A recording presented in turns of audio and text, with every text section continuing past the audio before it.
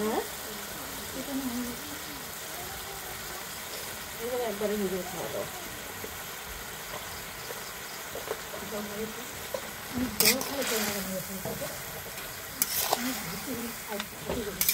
মাছের মাথা দিয়ে হচ্ছে, মাছের মাথা দিয়ে চাল কুমড়ো ঘন্ট।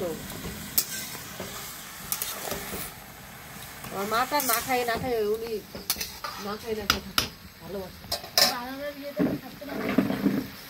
আসে ওতে খানাটাই খাবে।